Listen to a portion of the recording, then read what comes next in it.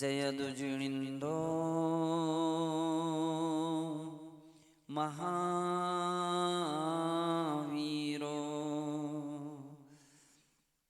दीक्षा सिखाय कुशला संगारंभा परिग्रहा चत्ता श्री गुरु विमल तपसी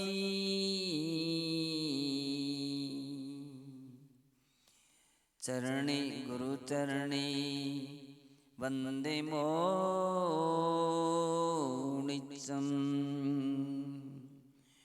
गुरु चरणे वंदे मोनिचम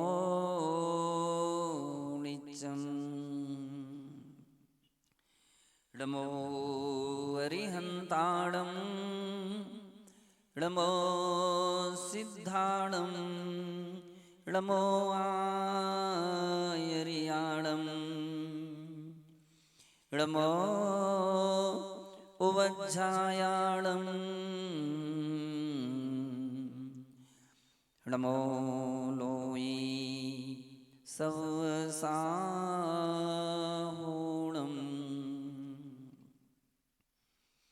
जय बोलिए अनंतानंत सिद्ध परमेष्ठी भगवानी की। देवाधिदेव श्री ऋषभनाथ भगवानी की। विश्ववंदनीय श्री महावीर भगवानी की। 24 तीर्थंकर भगवानी की। परम पूज्य वात्सल्य रत्नाकर गुरुदेव आचार्य श्री विमल सागर जी मुनि महाराज की। परम पूज्य तपस्वी सम्राट गुरुदेव आचार्य श्री सन्मति सागर जी मुनि महाराज की। अहिंसामय जैन धर्म की।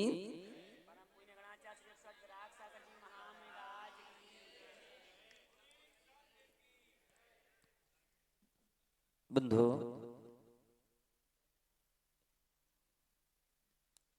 संसार में हम सब सुख चाहते हैं। हर व्यक्ति की परिकल्पना है कि मुझे सुख मिले, लेकिन सुख के वास्तविक स्वरूप को ना समझने के कारण केवल लौकिक इंद्रिय सुखों को ही यह जीव सुख मान लेता है और केवल भगवान से प्रार्थना करता है तो ऐसे ही सुख की प्रार्थना करता है, ऐसे ही सुख के लिए वो अभिलाषा करता है, क्योंकि उसने सुख का स्वरूप समझा नहीं। सोचिए, जो सुख सुबह मिले और शाम को समाप्त हो जाए, जो क्षण भर में ही हमारे लिए सही मात्रा में संतुष्ट ना कर पाए, वह सुख सुख ही नहीं है। आचार्य भगवान कहते हैं, सुख तो वह है जो आत्मा से उत्पन्न होता है, जो आत्मीक है। जो आत्मा से उत्पन्न होने वाला सुख है वो हमारा निजी आत्मा का गुण है। व्यक्ति उसको भूल करके और जगत के अन्य अन्य पदार्थों में सुख की परिकल्पना करता है, सुख की चाह करता है। लेकिन भगवान कहते हैं, सुख का भंडार तो तुम्हारे अंदर है। तुम स्वयं सुख के सागर हो, लेकिन यह तभी हमारे लिए ज्ञान में आ सकता है जब हमारी दृष्टि बाहर से हट करके अंतर आत्मा की ओर जाए। व्यक्ति को बाहर का इतना इतना अनादिकाल के संस्कार पड़ गए कि वह एक क्षण भी अपनी आंखों को बंद नहीं कर पाता है। एक कायोसर करने में भी, 9 बार नमोकार मंत्र पढ़ने में भी वो 1-2 बार आंखें खोल ही लेता है।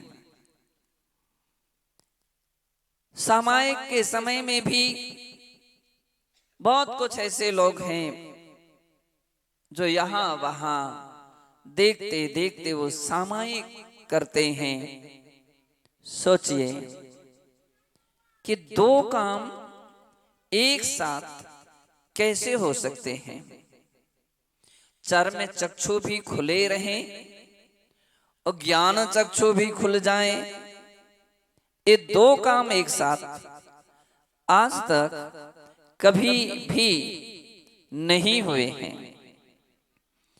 आचार्यों ने कहा कि जब तक हमारी ये चक्षु रूपी, चर्म चक्षु रूपी खिड़की बंद नहीं होगी, तब तक ज्ञान चक्षु खुल ही नहीं सकते हैं।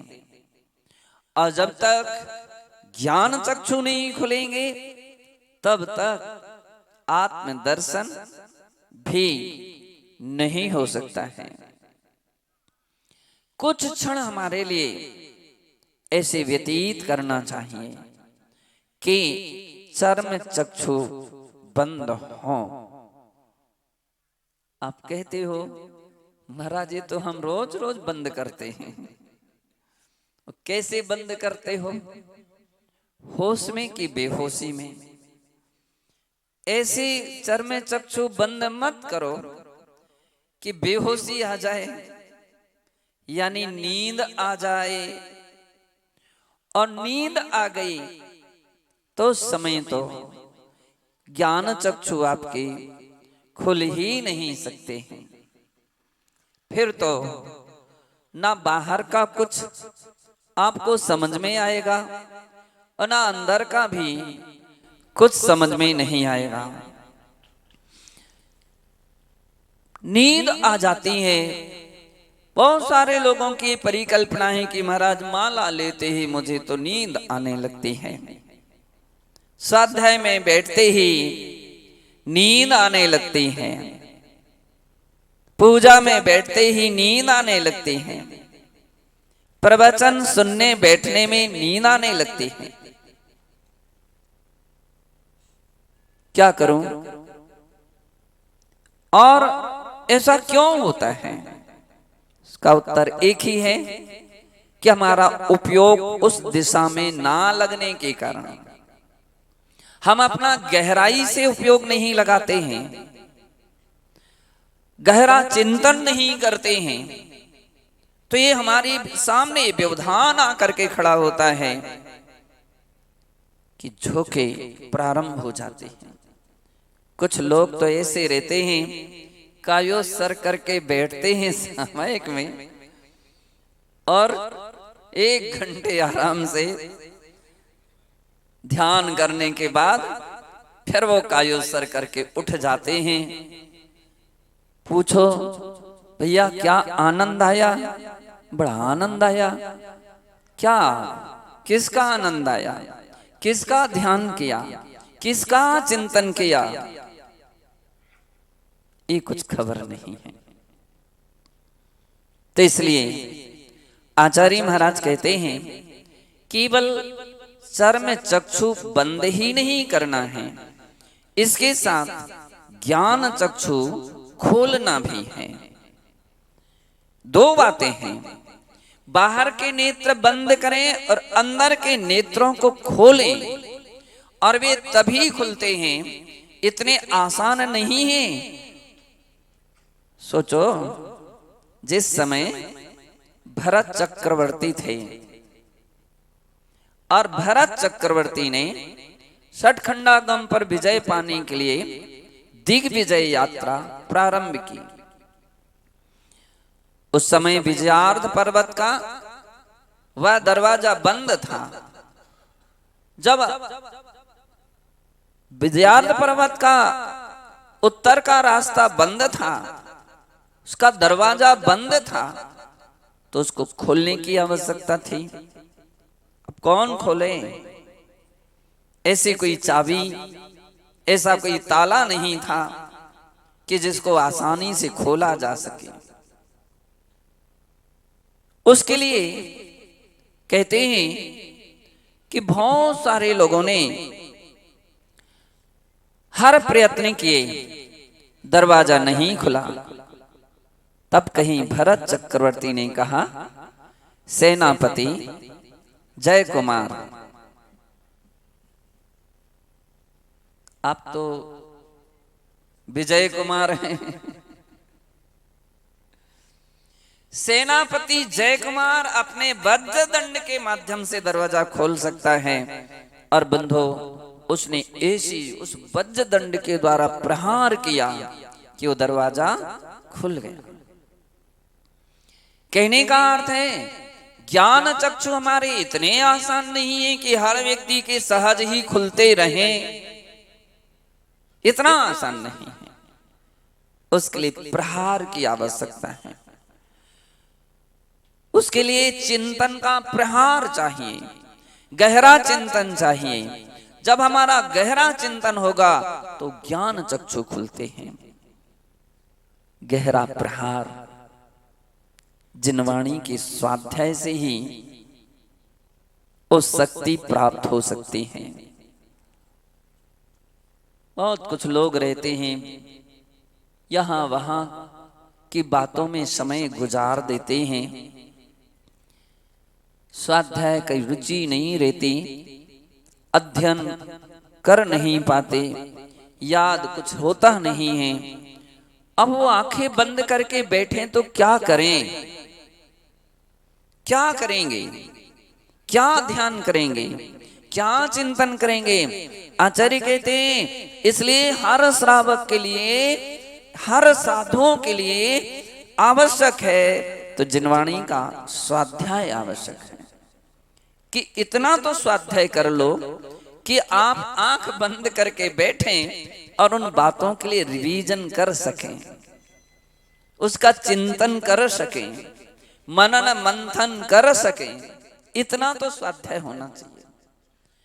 और इतना भी नहीं रहेगा तो निश्चित है नींद नियम से आएगी। चिंतन और चिंता दो बातें ऐसी होती हैं कि जो नींद को उड़ा देती हैं, नींद को दूर भगा देती हैं। कौन कौन? एक चिंतन और एक चिंता। जो ज्यादा चिंता करने वाले लोग होते हैं, जिनके ऊपर कोई तकलीफ हो, कष्ट हो, आपत्ति हो, विपत्ति हो, आप उन लोगों को पूछो तो ये बोलते क्या करूं, नींद ही नहीं आती है, नींद ही नहीं आती है। कैसे आएगी? हर बात वो बार बार वही बात उनके चिंतन में, चिंता में रहती हैं।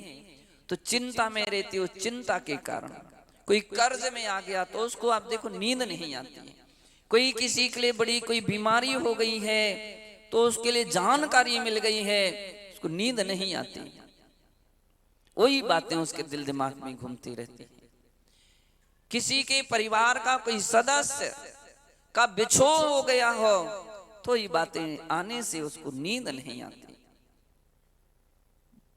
और नींद नहीं आती तो भूख भी नहीं लगेगी, क्योंकि नींद का और भूख का एक ऐसा संबंध है कि नींद आएगी तो भूख सही लगेगी, नींद नहीं आएगी भूख नहीं लगेगी। दूसरा, चिंतनशील जो व्यक्ति होते हैं, ऐसे गहरे चिंतन में उतर जाते हैं। 5 प्रकार के स्वाध्यायों में एक अनुप्रेक्षा नाम का स्वाध्याय कहा गया। अनुप्रेक्षा, अनुप्रेक्षा का अर्थ है चिंतन करना। और जब अनुप्रेक्षा की बात आती है तो आपको 12 अनुपेक्षा याद आ जाती है, 12 अनुप्रेक्षा याद आ जाती हैं। 12 भी हो सकती हैं, अनुप्रेक्षा 7 भी हो सकती हैं, अनुप्रेक्षा 3 भी हो सकती हैं, अनुप्रेक्षा 1 भी हो सकती है। जितने विषय का आप चिंतन करोगे उतने प्रकार की अनुप्रेक्षाएं हो सकती हैं, लेकिन वो चिंतन होना चाहिए। और चिंतन का अर्थ है स्वात्माख्यात, अपनी आत्मा की ओर ले जाने वाली जो होती है वो तत्वानुचिंतन मनुप्रेक्षा है। उसमें तत्व का चिंतन होना चाहिए, जगत के लौकिक पदार्थों का चिंतन नहीं होना चाहिए। तो आचार्य कहते हैं जब व्यक्ति के पास चिंतन होता है तो उनके लिए नींद नहीं आती है। बड़े बड़े योगी जन निद्रा जयी होते हैं। निद्रा जयी हमारे शास्त्रों में उल्लेख मिलता है कि यूं तो मुनिजन अल्प निद्रा लेते हैं और साधक योगी जन होते वो निद्रा ही नहीं लेते हैं, ध्यान लीन रहते हैं, चिंतन लीन रहते हैं, विचारों में और तत्वों के चिंतन में डूबे रहते हैं, तो निद्रा जयी हो जाते हैं, नींद को आसानता से जीत लेते हैं। कुछ लोग बोलते हैं नींद नहीं लेंगे तो थकान आएगी, नहीं आती है, क्योंकि वो चिंतन है, चिंतन में डूबे। और चिंतन बड़ी प्रसन्नता के साथ किया जाता है, तनाव के साथ नहीं किया जाता है। दोनों में अंतर है। चिंता जब भी होगी उसमें तनाव होगा, चिंतन जो होगा उसमें तनाव नहीं होता है, तनाव नहीं होता है। इसलिए चिंतन के लिए अंदर में सुख शांति का संवेदन होता है और चिंता में दुख और अशांति का संवेदन होता है। बंधु, मैं बात कर रहा था अंतर नेत्रों के खुलने की। चिंतन हमारे अंतर नेत्रों को खोल देते हैं और एक ऐसा खोल देते हैं, व्यक्ति को इतना इतना लीन कर देते हैं उसमें कि कितनी बार बाहर की वस्तु, बाहर की बात, बाहर के दृश्य, बाहर की आवाज पता ही नहीं पड़ती है उनको कि बाहर में क्या हो रहा है। जैसे कोई नींद में झोंका लेता है तो उसको पता ही नहीं पड़ता है, चिंतनशील के लिए भी नहीं मालूम चलता है। लेकिन हम कैसे समझें कि चिंतन हुआ इनका?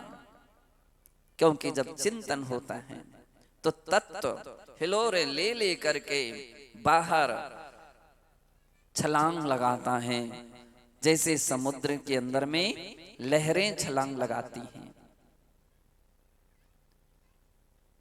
लहरें छलांग लगाती, वैसा तत्व चिंतन उनका छलांग लगाता है। नई नई बातें नए नए तरीके से उपलब्ध होती हैं, तब लगता है कि निश्चित है ये कोई चिंतनशील व्यक्ति हैं। विद्या दो प्रकार की होती है, एक रटी हुई होती है और एक मंथन की हुई होती है। रटी हुई तो उतने ही समय उतने ही शब्दों में बंधी रहेगी, उतने ही शब्दों में बंधी रहेगी। रटी हुई के अंदर में अर्थ ना होने के कारण कभी कभी अनर्थ भी हो जाता है। एक जगह एक सज्जन खड़े थे पूजा में, और पूजा में खड़े खड़े पुस्तक तो खोलते नहीं थे, बस स्वर में स्वर मिलाते थे। तो वे विनय पाठ पढ़ते पढ़ते कुछ पंक्ति बोल रहे थे। बीतराग मेटो अबे भेंटो राग कुटे। अब उनसे लोगों ने कहा कि भाई कहाँ बोल रहे हो? बोले सही तो बोल रहे हैं। कहाँ बोल रहे हैं? रोज बोलते हैं, जो ही तो बोलते हैं। तो जो रोज बोलते हो मत बोलो, वह बोलो जो बोलने लायक है। एक बार पुस्तक तो खोल लो और देख लो कि बीतराग मेटो है कि बीतराग भेंटों हैं, देखना चाहिए। और ये बातें हमारी तभी इस प्रकार की भूमिका बनती है जब हम कुछ ना कुछ अर्थ पर जाते हैं, चिंतन पर जाते हैं, तब फिर लगने लगता है कि हम क्या बोल रहे थे,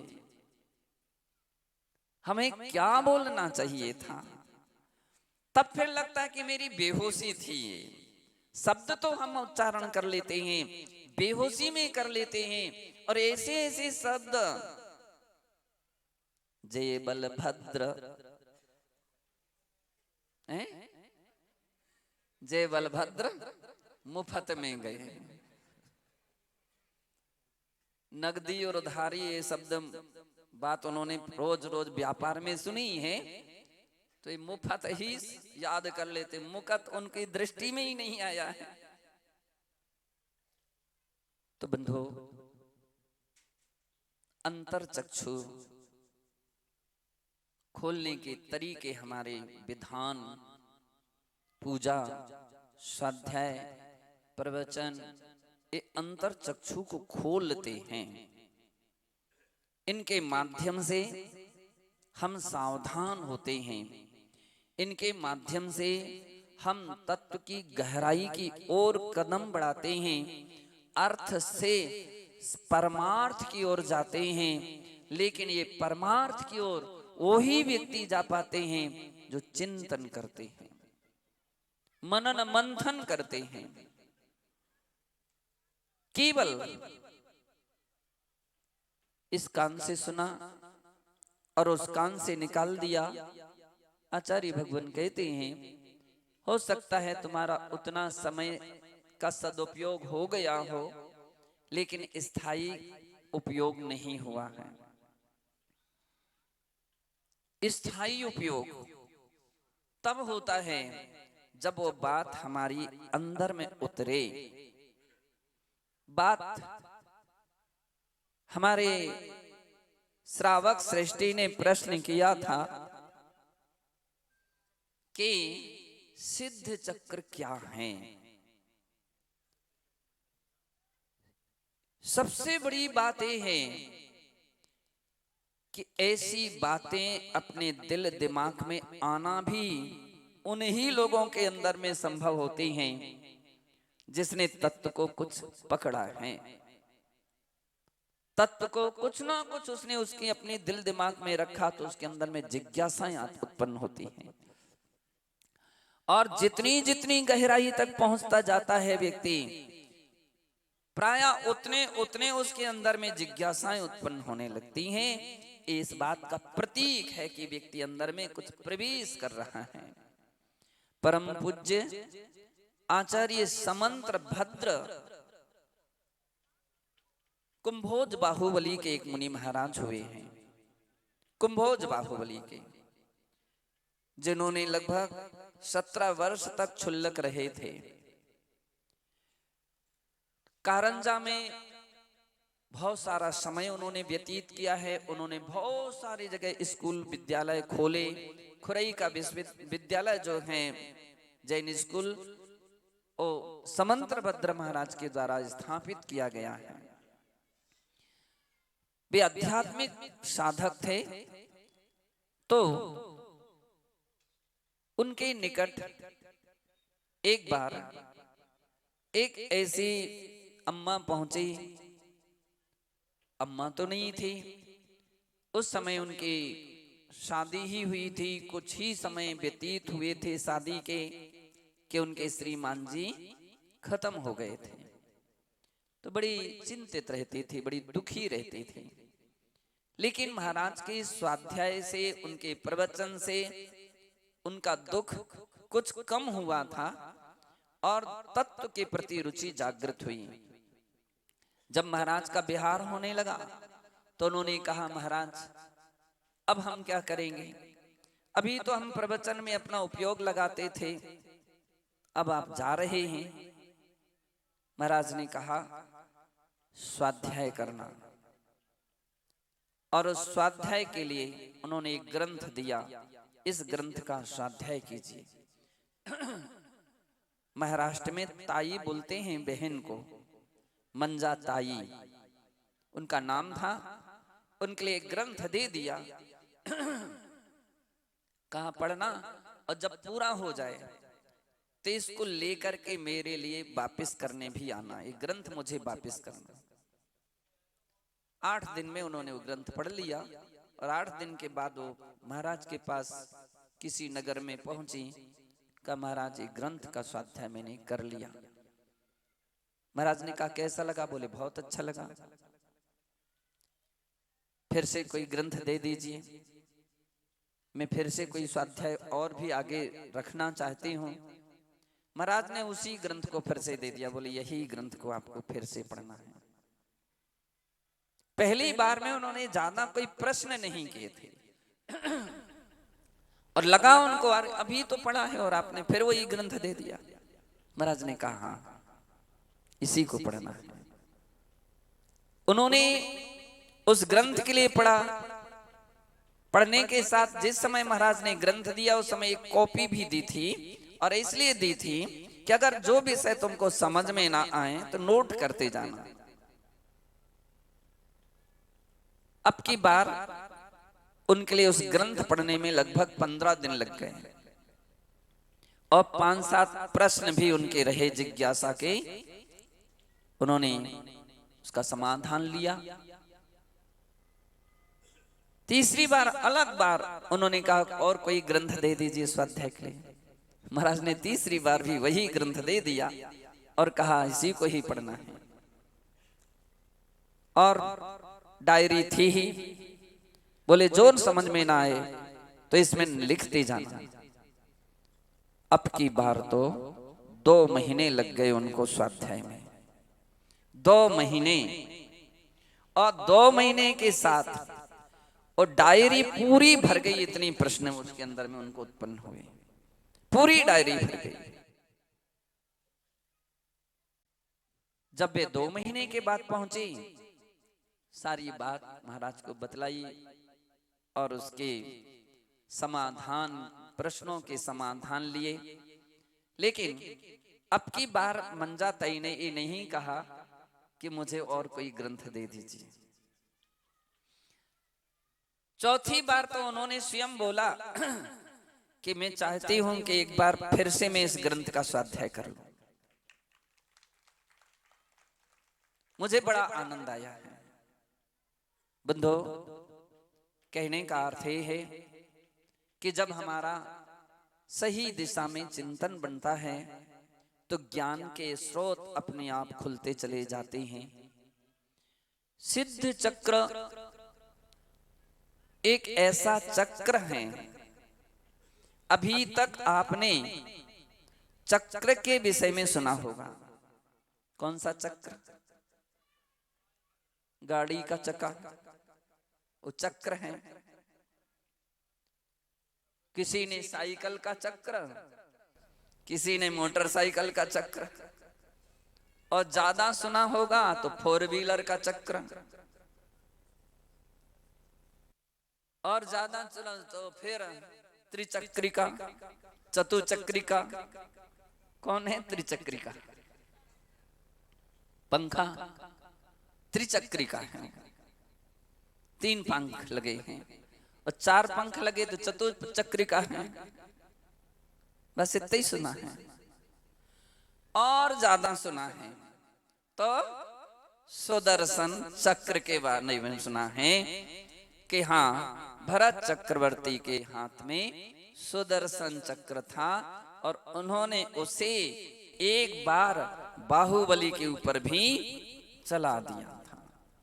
वो चक्र रत्न था, लेकिन सुदर्शन चक्र ने उनका हनन नहीं किया, अपितु उनके पास ही रुक जा करके रुक गया। सुदर्शन चक्र वैष्णव संप्रदाय में विष्णु के हाथ में भी सुदर्शन चक्र का उल्लेख मिलता है। सुदर्शन चक्र के विषय में सुना है। सिद्ध चक्र की बात आए तो आपको डिक्शनरी में तो पसीना आ जाएगा, बड़ी कठिनाई से मिले तो मिल जाए, लेकिन बहुत मेहनत करनी पड़ेगी। सिद्ध और चक्र, चक्र की जब भी बात आती है तो लोग यही समझते शायद ऐसा ही कोई चक्र होगा कि जो अंगुली पर घुमाया जाता हो, या साइकिल में लगाया जाता हो, या गाड़ी में लगाया जाता हो, ऐसा कोई चक्र होगा। लेकिन ऐसा कोई भी चक्र नहीं है।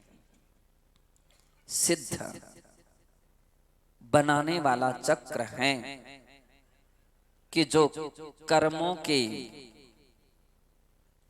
बंधन को काट देता है, कर्मों के बंधनों को तोड़ देने वाला चक्र है। वह चक्र का नाम है सिद्ध चक्र। जब हम लोग समाधि भक्ति पढ़ते हैं तो उसमें एक पंक्ति पढ़ते, एक श्लोक पढ़ते हैं, कर्माष्टक विनिर्मुक्तम मोक्ष लक्ष्मी निकेतनम सम्यक्तादि गुणोपेतम सिद्ध चक्रम नमाम्यहम। 8 कर्मों को क्षय करके जो 8 गुणों को उत्पन्न करने वाला है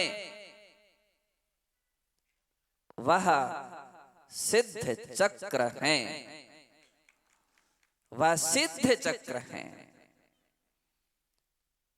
यह इतना बड़ा विशाल और इतना महिमाशाली चक्र है कि बाहर के चक्र किसी ना किसी की क्षति करते हैं, कष्ट देते हैं, तकलीफ देते हैं, लेकिन सिद्ध चक्र सारी तकलीफों को दूर कर देता है। श्रीपाल जी कहाँ हैं? एक बार खड़े तो जाओ। वाह वाह। और मैना सुंदरी, ये तो बतलाओ आपके लिए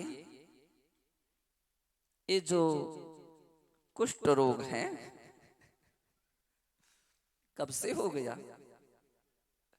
क्यों हुआ, कैसे हुआ? अभी बोलते ही महाराज हमें तो कोई भी बंधु, हमारे वर्तमान के बने स्थापित जो श्रीपाल जी, उनके लिए भली कुछ ना हो, लेकिन जिनका उन्होंने प्रतीक प्रस्तुति दी है प्रतीक रूप में, उस श्रीपाल जी थे। श्रीपाल, श्रीपाल कोई सामान्य व्यक्ति नहीं थी। श्रीपाल एक राजा थे, राजा थे। और उस राजा ने पूर्व भाव में क्या किया था? मुनि राज की निंदा की थी।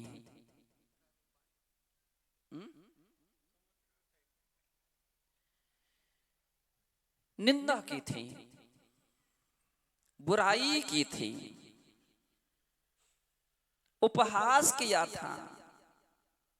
ओहो, ध्यान रखिए, स्वप्न में भी कभी किसी मुनिराज की बुराई नहीं करना चाहिए, किसी की निंदा नहीं करना चाहिए, किसी का अनादर नहीं करना चाहिए, किसी का तिरस्कार नहीं करना चाहिए। ये बात हमेशा सीख लेना चाहिए।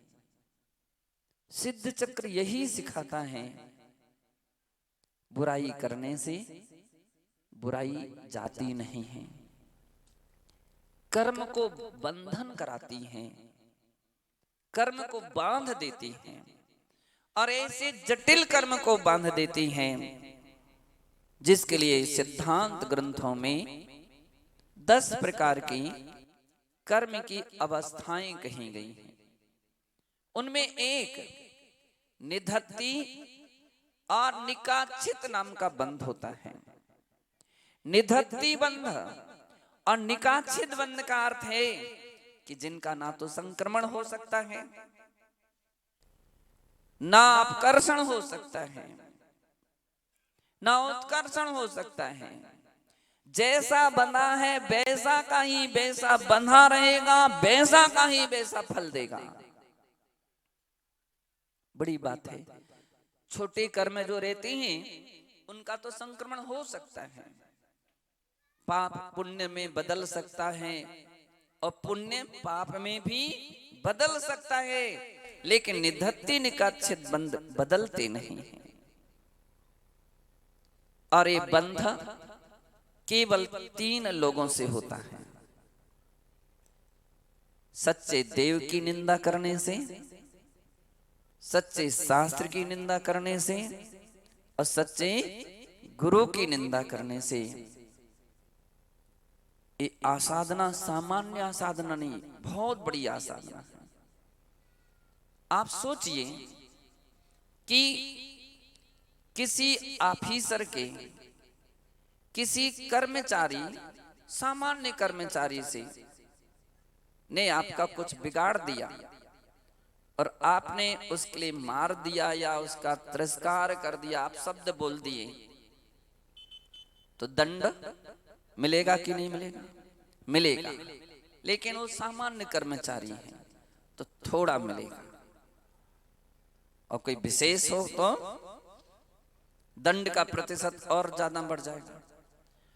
और कहीं मिनिस्टर ही हो तो उसका प्रतिशत और ज्यादा बढ़ जाता है। संभवतः ऐसा भी हो सकता है कि कोई राजा महाराजा हो तो आप उस व्यक्ति के लिए प्राण दंड भी दे सकता है, प्राण दंड भी दे सकता है। बस इसके आगे कुछ नहीं कर सकता है। इससे बड़ी सजा यदि है तो देव, शास्त्र और गुरु की बुराई करने से होती है।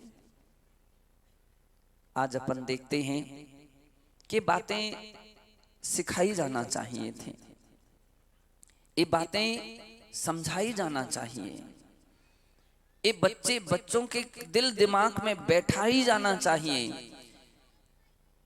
ये इतनी बैठाई जाना चाहिए कि वो कभी भी ऐसे प्रसंग पर मौन हो जाएं, लेकिन कभी संतों की बुराई ना करें, कोई साधुओं की बुराई ना करें, कोई जिनवाणी की बुराई ना करे, कोई गुरु भगवान की बुराई ना करे।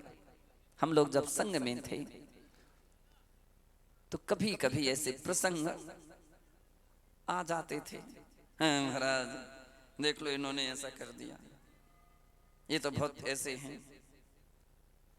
कुछ भी बात नए दीक्षित अल्पज्ञ अवस्था में कोई महाराज किसी महाराज के विषय में बोल देता तो आचार्य महाराज समझाते हैं, सुनो,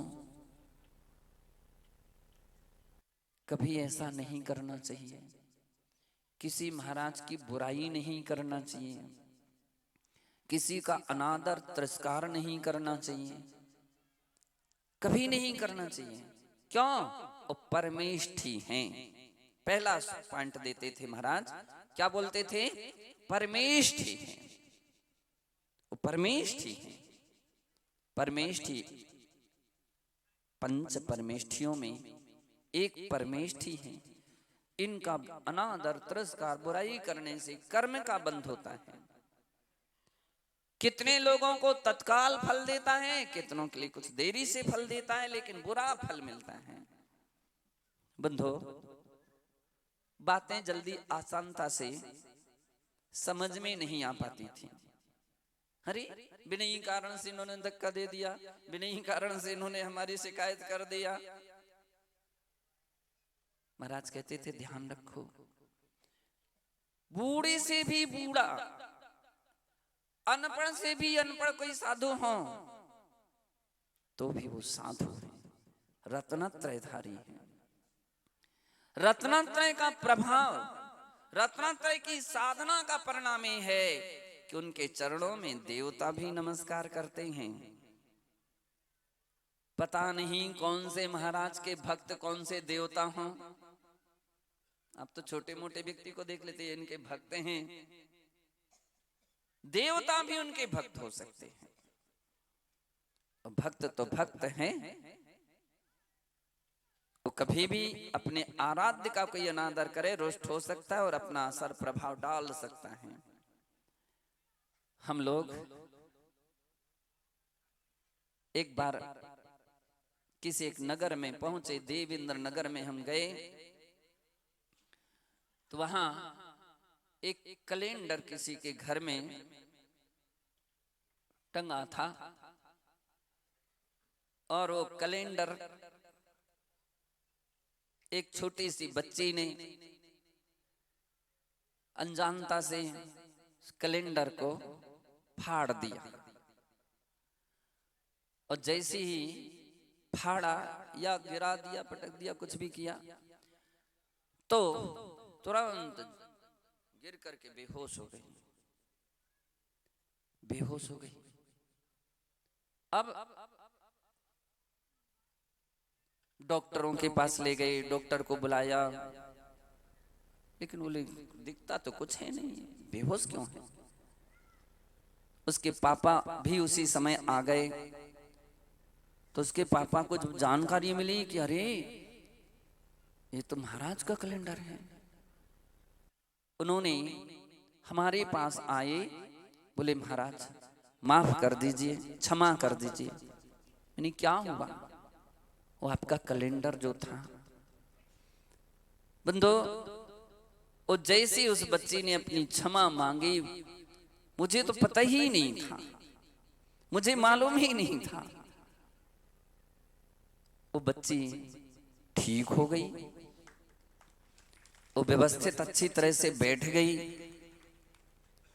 ऐसे ही हम लोग भिलाई में कई जगह की ऐसी घटनाएं हैं।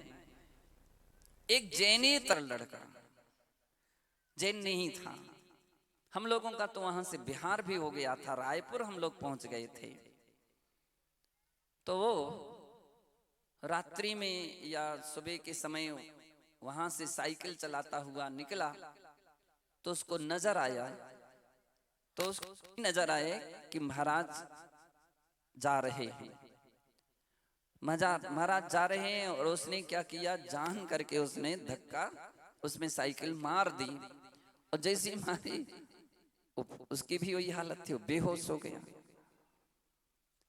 अब बेहोश हो गया, वहां डॉक्टरों को दिखाया, डॉक्टरों से फिर किसी झाड़ने वाले के पास गए, उस झाड़ने वाले ने कहा कि इसने किसी जैन मुनि का अभिनय अनादर कर दिया, तिरस्कार किया। अब उससे पूछा गया क्यों ऐसा कुछ हुआ, तो उसने कहा मुझे ऐसा ऐसा दिखा था, तो मैंने साइकिल तो नहीं मारी थी, कट मारा था। उसने कहा साइकिल नहीं मारी थी, कट मारा था मैंने, बस उसी समय से मेरा स्वास्थ्य खराब हो गया। वो जैन पूछता पूछता जैन किसी व्यक्ति से मिला, और ऐसे व्यक्ति से मिला वो मंदिर ही नहीं आते थे, तो उससे उसने पूछा, तो उसने कहा भाई पता लगा लो मंदिर में महाराज होंगे, तो मालूम चला महाराज का तो बिहार हो चुका है और वे रायपुर में है। और उसने कुछ लोगों को बात कही होगी, फिर उनको लेकर के रायपुर आया। रायपुर आने के उपरांत उसने सारी बात कही और कहा क्षमा कर दीजिए, माफ कर दीजिए। मैंने कहा कि पहली बात तो हम लोग तो 3-4 दिन हो गए यहाँ आए हुए, वहां तुम हम तुम वहां कहां से मिल गए। उसने कहा कि थोड़ी देर सामने दिखे और बाद में आप लुप्त हो गए, प्रगट मान लीजिए क्या बोलते हैं, वो अदृश्य हो गए। मैंने कहा भैया, बोले नहीं महाराज गलती हो गई थी, क्षमा कीजिए। मैंने भी कहा ठीक है, अब ऐसी गलती नहीं करना, चलो कान पकड़ो और अब कभी ऐसी गलती नहीं करना, जाओ। ठीक हो गया वो लड़का। मेरे जहां तक मुझे 8-10 घटनाएं ऐसी हैं कि ऐसे ऐसे प्रसंग लोगों के सामने आए और उनके लिए ऐसी घटनाएं घटी, तब मुझे आचार्य महाराज की वो बात याद आई, हर साधुओं के पीछे कोई ना कोई विशेषताएं रहती हैं, इसलिए साधे सामान्य साधु हो भूल करके भी अभिनय ना कीजिए। अगर आप उनका सत्कार नहीं कर सकते हो, उनका सम्मान नहीं कर सकते हो तो कभी भी अपमान नहीं करना। क्यों? इसका दंड छोटा नहीं होता है, बड़ा दंड होता है। दूसरे के द्वारा दिया हुआ नहीं, किंतु किसके द्वारा? कर्मों के द्वारा दिया हुआ दंड रहता है। परसों नरसों कोई व्यक्ति बोल रहा था कि यहां पर भी ऐसे कुछ व्यक्ति को पकड़ा गया, कर्मों के द्वारा दिया गया दंड इतना बड़ा दंड कि उस श्रीपाल ने केवल हंसी की थी, उपहास किया था, ए नंगे साधु। और उसका परिणाम अगले भव में क्या हुआ था? सारे शरीर में कुष्ठ हो गया। और ऐसा कुष्ठ रोग बीमारी फैली, ऐसी कुष्ठ कि उसके संगे साथी आसपास में जो भी साथ में रहने वाले, क्योंकि उन लोगों ने भी तालियां बजाई थी। बतलाओ सही, ध्यान रखियो, ताली भी बजाने का अवसर मिले तो सोच समझ करके बजाइए, देखा देखी नहीं बनाना कि हमको कहां बजाना चाहिए कहां नहीं बजाना चाहिए। अब उसके जितने भी सहपाठी थे उन्होंने भी तालियां बजा दी। उसने मुनिराज को समुद्र में फेंक दिया था, सभी ने तालियां बजाई थी। योग ऐसा रहा, अगले भाव में वे उन्हीं के ही सहपाठी बने। सभी के लिए कुष्ठ रोग था। और यहां मैना सुंदरी के जो पिताजी थे, मैना सुंदरी कहाँ है? खड़े हो जाओ। कितनी बहनें थी आप? 2 ही थी। कौन कौन सी? तब तो अच्छी मैना सुंदरी है, स्वाध्याय ले स्वाध्याय करके आई है। सुर सुंदरी और मैना सुंदरी। तुम्हारे पिताजी का नाम क्या था? बतलाओ। भूपाल। भूपाल। भूपाल राजा जो थे, उनकी दोनों बेटियां थी। दोनों बेटियों में उन्होंने सबको पढ़ाया उनकी रुचि के अनुसार। जो मैना सुंदरी थी वो तो एक माताजी, आरिका माताजी के निकट पढ़ी। कर्म सिद्धांत, धर्म सिद्धांत को उसने पढ़ा। सुर सुंदरी ने वो अन्य किसी जगह पढ़ी तो उसने कर्म सिद्धांत को नहीं पढ़ा। जब दोनों बेटियों की शादी का प्रसंग आया तो बड़ी बेटी से उनके पिता ने पूछा, बेटा किसके साथ तेरी शादी की जाए? तो उस बेटी ने कहा, सुर सुंदरी ने कहा कि यह विषय तो आपका है, आप जिसके साथ चाहेंगे उसके साथ मेरा विवाह होगा, शादी होगी। और जब मैना सुंदरी से पूछा गया कि तुम्हारा विवाह किसके साथ किया जाए, मैना सुंदरी ने कहा, पिताश्री जिसके साथ हमारा योग होगा, पुराना संबंध होगा, उसी के ही साथ मेरा विवाह हो सकता है। राजा की भौहें तन गई। बेटा मैंने तेरा लालन पालन किया है और तू कर्म की बात करती है। हाँ पिताश्री, कोई भी किसी के लालन पालन करता नहीं है। जगत में हर व्यक्ति अपने अपने पुण्य और अपने अपने भाग्य से जीता है। भाग्य देखता हूं क्या है तेरा भाग्य। इतने राजा कुपित हो गए कि उन्हें बेटी बेटी नजर नहीं आई। बतलाओ सही, कितनी कुपित हो, कितने बेहोश कि ये ठान लिया कि मैं ऐसे व्यक्ति से शादी कराऊंगा कि जो इसको भाग्य की परिभाषा सिखा सके।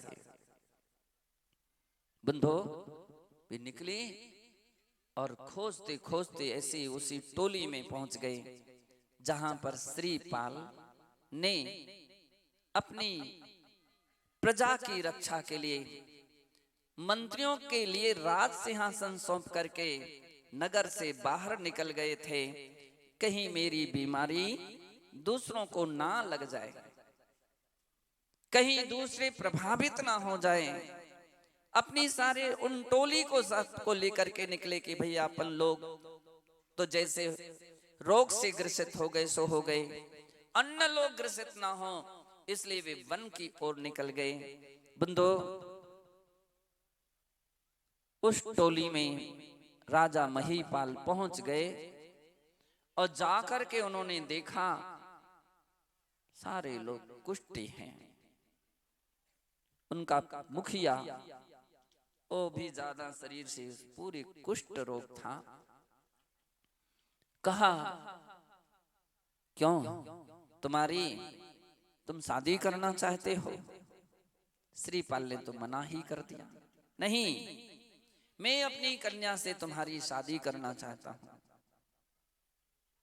बंधु, ऐसा वहां का प्रसंग उपस्थित हुआ कि राजा की आदेश, मेरा आज्ञा है, मेरी आदेश है। श्रीपाल तैयार हो गए। अगर आपका आदेश है, आप राजा हैं, यहाँ के आदेश हैं, तो हम आपकी धरती पर हैं, आप भूपति हो, आपका आदेश मुझे स्वीकार है। मैना सुंदरी और श्रीपाल का जब प्रस्ताव उन्होंने उनकी मां को रखा, मां ने हर तरह से समझाया, प्रयास किया कि उस लड़की के लिए ऐसा आज तक कोई भी पिता नहीं हुआ है कि जिस पिता ने अपनी बेटी के प्रति ऐसे ऐसे व्यवहार और ऐसी भाषा का प्रयोग किया हो। अगर आपके लिए उसकी भाषा, उसके शब्द गलत लग गए हो तो उसको मैं क्षमा मांगती हूं।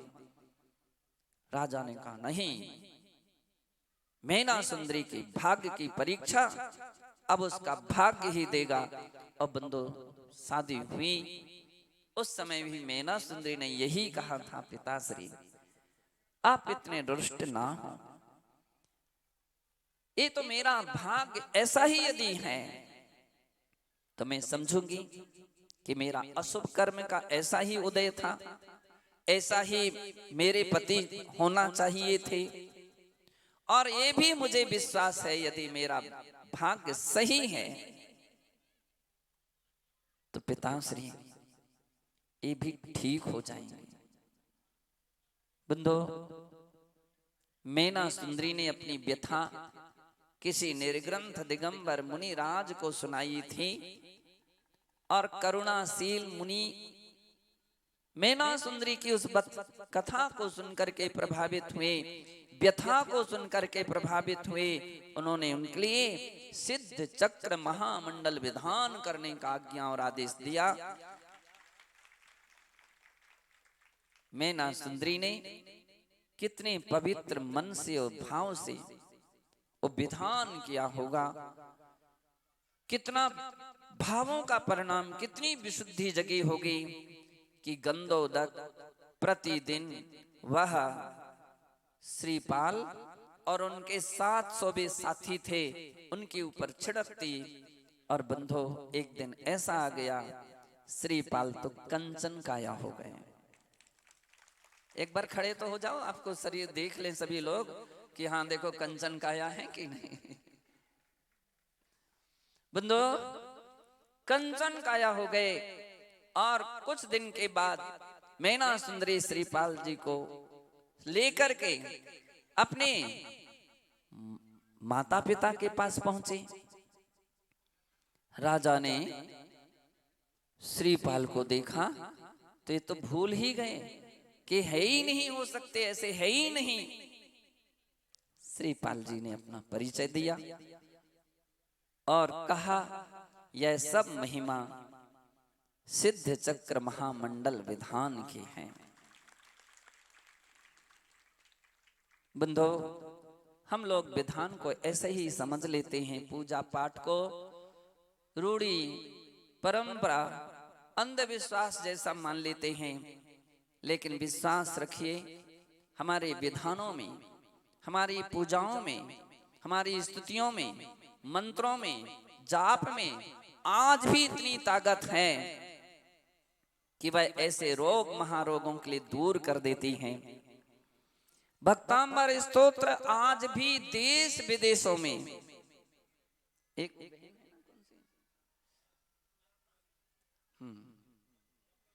डॉक्टर मंजू जैन केवल भक्तांबर के हीलिंग प्रयोग से वो बहुत सारे लोगों के लिए प्रैक्टिकल रूप में, बड़े बड़े विदेशों के लोगों ने उनके लिए प्रत्यक्ष रूप में देखा और उन्होंने लोगों के रोग दूर करते हुए दिखाया।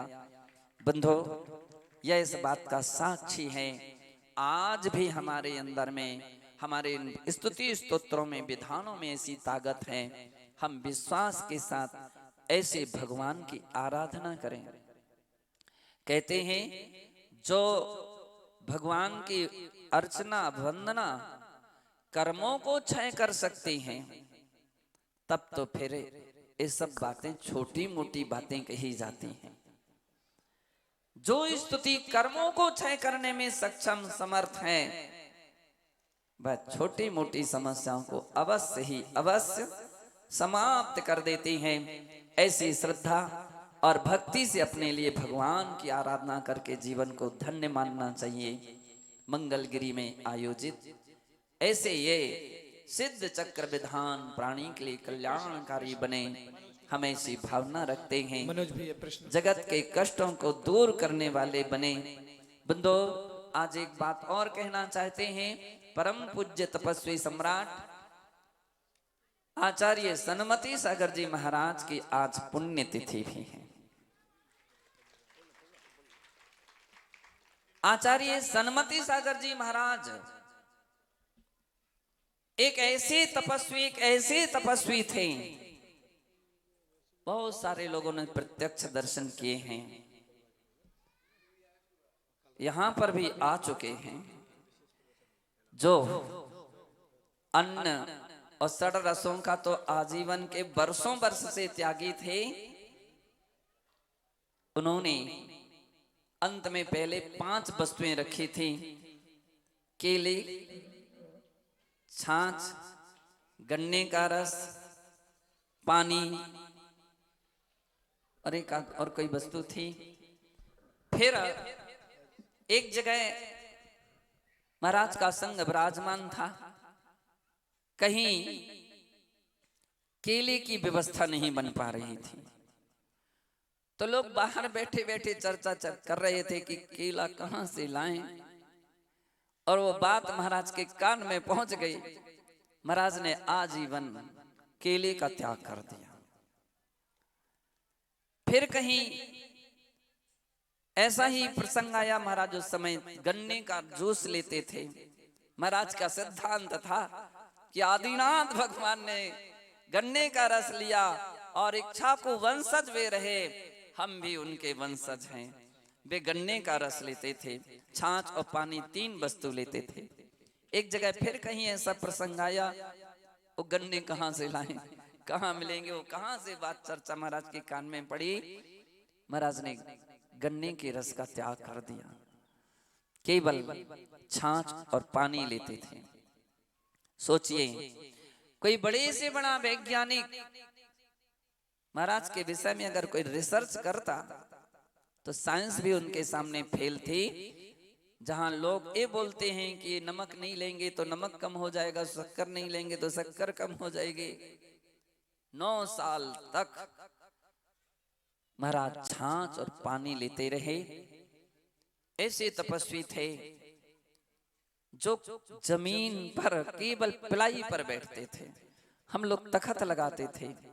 महाराज ने कहा, देखो ज्यादा ऊंचे बैठा लोगे तो गिरेंगे तो चोट आएगी, और पिलाई से गिरेंगे तो चोट नहीं आएगी। बोले अभिमान, ऊंचा बैठने से अभिमान जगता है, ये अभिमान ना रहे।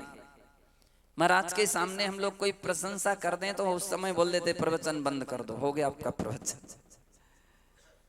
प्रवचन प्रशंसा नहीं सुनते थे। एक ऐसे महाराज थे, एक छोटे से पाटे पर ही लेटते थे, अथवा जमीन पर लेटते थे। एक ऐसे महाराज थे, तीनों चारों टाइम की सामायिक अर्धरात्रि की भी सामायिक यथावत करते थे। ऐसे आचार्य महाराज थे। हमारे ऊपर उनका बहुत बहुत वात्सल्य रहा। क्षुल्लक दीक्षा से लेकर के जब जब भी महाराज के पास हम जाते थे, हमारे एक साथ आहार होते थे। एक भी दिन यदि हमारा कहीं मिस हो जाए तो महाराज टोक देते थे, क्या बात रही। ऐसे वात्सल्य, एक ही पाटे पर हमको बैठालते थे, अपने ही पाटे पर बैठालते थे। आचार्य महाराज का एक ऐसा वात्सल्य था। एक बार मेरा कमंडल की तल्ली खराब हो गई, वो गिर जाता था। तो हमारे किसी महाराज ने, माताजी ने देखा और हमसे कहा कि तल्ली खराब हो रही है। मैंने कहा महाराज से पूछेंगे फिर अपन बनवा देंगे। लेकिन उन्होंने एक कारीगर आया और उसको तत्काल दे दी। अब मुझे मालूम चला, मैंने की तो बड़ी गलती की। मैंने महाराज से अनुमति नहीं ली। मैं महाराज के पास गया। अब ज्यादा तो कुछ नहीं बोल सका, मैंने इतना ही कहा कि कमंडल की कुछ तल्ली खराब हो रही है, आपकी आज्ञा हो तो उसको सुधरवा दें, सुधरवाने के लिए दे दें। महाराज ने कहा लाओ कमंडल। हम चले तो गए कमरे तक, वो कमंडल तो सुधरने के लिए ही चला गया था। अब मैंने महाराज माताजियों से कहा देखो हो गई परीक्षा हमारी, अब मैं क्या उत्तर दूंगा। मैं महाराज के पास गया और मैंने सीधी सीधी बोल दिया, महाराज श्री ये सबसे बड़ी एक गलती हो गई कि हमारे संगस्थ किसी माताजी ने वो कमंडल सुधरवाने के लिए दे दिया है, मुझे क्षमा करें। महाराज ने कहा ठीक है, एक काम करो, ये देखो ये मेरा कमंडल रखा है, ये चाहिए हो तो ये ले लो, अथवा नया कहो तो नया दे देंगे। मैंने कि सुधर करके आ जाएगा। माने नहीं, वो जाने दो, उस पर अब तुम्हारा अधिकार नहीं रहा, तुमने संभाला नहीं उसको। इन दोनों में से क्यों कौन सा चाहिए। अब मैंने कहा महाराज श्री गुरु के हाथ की वस्तु तो वो हमेशा निशानी रहेगी। महाराज ने कहा ले लो। मैंने कि पहले मैं दूंगा तब आपका कमंडल लूंगा। बंधो आचार्य श्री इतने कृपालु थे, अपनी पिच्छी भी मुझे दी, अपना कमंडल भी दे दिया, अपना शास्त्र भी दिया और हाथ की फेरने की माला भी मुझे दे दी। कुछ महाराज ने कहा एक आध वस्तु मुझे बोले नहीं विराग सागर को दूंगा। आज उनके इस पुण्य तिथि पर हम उनके उपकारों का स्मरण करते हैं कि उन्होंने मुझे दीक्षा दी थी, क्षुल्लक दीक्षा दी थी। और क्या उनके दिल दिमाग में रहा होगा, आश्चर्य आज भी मुझे होता है कि हम लोग तो परीक्षा बहुत सारी कर लेते हैं, आचार्य महाराज तो एक ही दिन में प्रभावित हो गए थे। केवल धोती दुपट्टा में हम लोग कितने घंटे रहे थे? 24 घंटे नहीं रहे थे, लगभग 15-16 घंटे तक ही ब्रह्मचारी वेश में रहे थे, धोती दुपट्टा में रहे थे। रात्रि के 9 बजे पहना था और दूसरे दिन 4:52 पर हमारी क्षुल्लक दीक्षा हो गई थी। इतनी दूर दृष्टि आचार्य महाराज थे। लोगों ने काफी बातें कही थी, महाराज ने कहा मुझे पता है वो अपने आप में मजबूत हैं और धर्म साधना भी करेगा और प्रभावना भी करेगा। बंधो आज हम उनके चरणों में उनके उपकारों का स्मरण करते हुए बारंबार नमस्कार करते हैं। जय बोलिए तपस्वी सम्राट गुरुदेव आचार्य श्री सन्मति सागर जी मुनि महाराज की। अर्घ लीजिएगा, सभी लोग खड़े हो जाएं, अर्घ लीजिए, गुरु जी का अर्घ लीजिए। श्रीफल से अर्घ लेंगे सौधर कल से अपन क्वेश्चन आंसर गुरुदेव के समोसरण में करेंगे। कल गुरुदेव का समय अपन क्वेश्चन आंसर के लिए लेंगे। कल हमारे सुबह मनोज भैया का कुछ प्रश्न है, कल अपन मनोज भैया देखिए कल कल जो है आपको सभी को प्रश्न करने का सौभाग्य मिलेगा समोसरण में गुरुदेव से आइएगा। शुभ भावों का निर्मल जल है, विनय भाव का है चंदन, मुनि वंदन है अक्षत है, भक्ति सुमन का पंडित जी अभिनंदन। आज अपन पूजा नहीं कर पाए महाराज की, तो पहले तपस्वी अच्छा समझ आचार्य भगवान का अर्घ तपस्या पीछी कमंडल धारे गुरुवर नमन तुम्हें हम करते हैं, अष्ट द्रव्य का थाल सजा कर अर्घ समर्पण करते हैं। आचार्य सन्मति सागर जी के चरणों में मेरा वंदन है, तेरे पावन प्रतिभालक बालक कर मेरा मन भी पावन है। ओम रोम परम पूज्य आचार्य भगवान तप परम तपस्वी सम्राट सन्मत सागर जी महाराज, विमल सागर जी महाराज सत्संग के चरणों में अर्घ्यम निर्पामते। परम पूज्य आचार्य भगवान मंचासीन हैं, उनके चरणों में अर्घ्य चढ़ाएंगे। तुम वर्धमान के लघुनंदन, तुम कुंद कुंद के हो कुंदन, तुम स्वयं आप में तीरथ हो, तुमको मैं करता हूँ वंदन। हे धीर वीर गंभीर गुरु शुद्धात्म में तल्लीन रहो, वाणी कल्याणी से जग में अध्यात्म ये उपदेश कहो। हे गुरुवर तेरी पूजन को शुभ ताल सजा कर लाया हो, भक्ति के भावों में रम कर यहाँ अर्घ भेटने आया हो।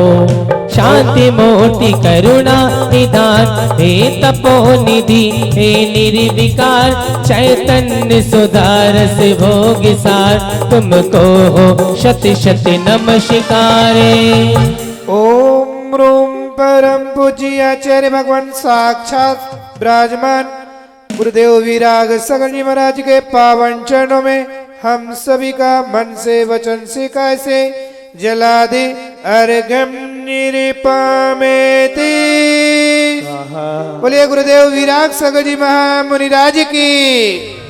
देखिएगा कल रविवार है, कल विशेष प्रवचन गुरुदेव के सुबह की सत्र में और दोपहर की सत्र में गुरुदेव के मंगल प्रवचन यहाँ पर 2:30 बजे से होंगे। कल रविवार के विशेष प्रवचन दोपहर के सत्र में भी होंगे और कल पूज्य गुरुदेव के प्रवचन सुनने को मिलेंगे। यहाँ पर बागराज मंदिर का निर्माण कार्य चल रहा है। बागराज मंदिर के लोग बाहर बैठे हुए हैं, जो भी अपना दान देना चाहें वह बागराज मंदिर के लिए दान दे सकते हैं। और जो भी अपने द्रव्य सामग्री लाना चाहें तो अपने परिवार के द्वारा, अपनी समाज के द्वारा द्रव्य सामग्री